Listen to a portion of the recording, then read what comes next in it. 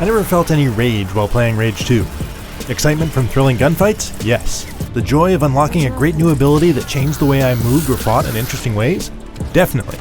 A small touch of tedium from repetitive kill everything missions and a relatively lifeless open world?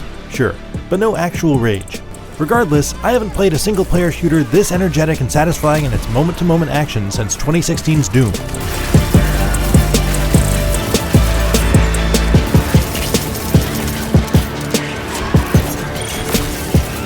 They thought us defeated. We let them believe us defeated. Rage 2 picks up the story of the 2011 original, brushes off 7 years of accumulated dust, and declares it still good under the 5-second rule. You definitely don't need to have played Rage to understand the simple concept of a post-asteroid apocalypse Earth where Mad Max-style raiders and techno-fascists run rampant. Throughout the course of the story, there's nothing really approaching character development for anybody, no decisions are made, and only the creepy-ass Dr. Kvasir stands out as remotely memorable. Yes, I know. That is why you are perfect for the job.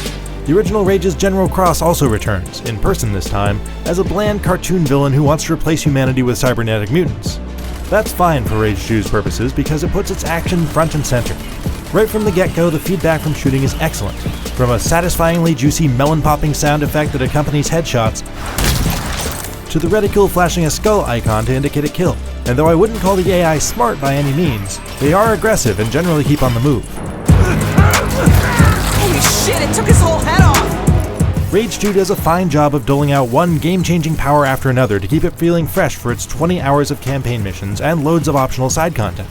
For instance, you begin with the ability to scramble up ledges and execute an extremely handy dash dodge that lets you rapidly strafe out of the way of incoming projectiles or charging melee attacks. The tension is unbearable. And that feels great, but unlocking the double jump opened up the map in a big way, letting me reach and explore the vertically stacked enemy bases much more easily. Then, it adds in things like the hyper-satisfying shatter attack, which is effectively a forced push that sends enemies flying, and the ground pound area of effect blast. Stringing all of that together into combos feels fantastic and fluid, especially when you mix in the weapon's alternate fire functions. They're pretty standard guns at a glance, but most have an interesting twist. Each gun's behavior changes again to be more extreme when you activate the recharging overdrive ability, which gives you a brief run of superpowered destruction. One thing Rage 2 has definitely borrowed from Doom is how it encourages you to leave a position of relative safety and dive into the fray. You have to put yourself in danger in order to collect the money enemies drop, but that money also heals you when you pick it up, so you're able to put yourself into situations that would be suicidal in other shooters but perfectly reasonable here.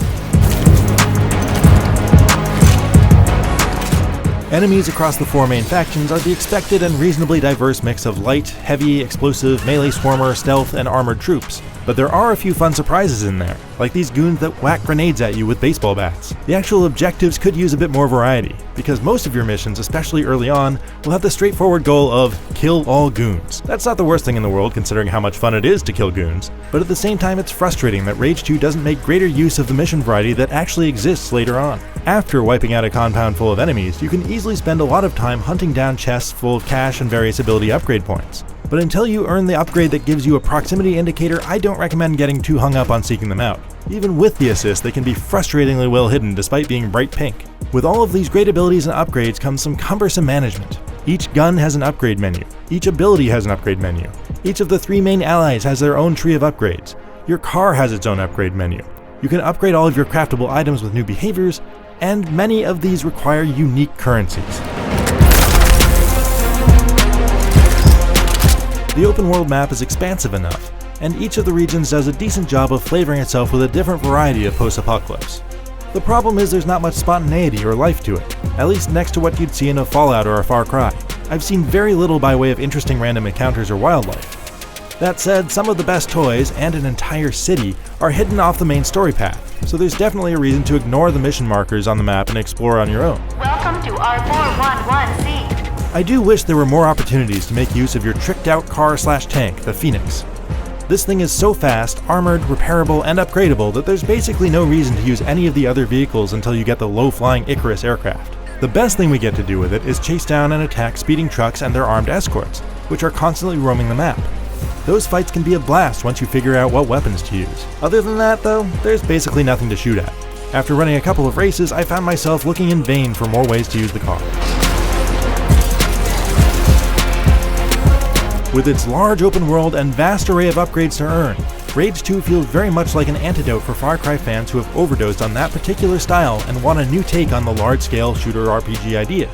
Though Avalanche hasn't quite figured out what makes a world feel alive and dynamic, or how to make good use of its vehicles, it absolutely nails the moment-to-moment combat thanks to a Doom-inspired energetic pace that few shooters manage to pull off. Combined with a steady stream of great weapons, abilities, and upgrades, its firefights are constantly reinvigorated even as mission objectives become repetitive. For more on Rage 2, check out the first 20 minutes of gameplay, plus footage of the Deluxe Edition's BFG 9000 in action. And for everything else, stick with IGN.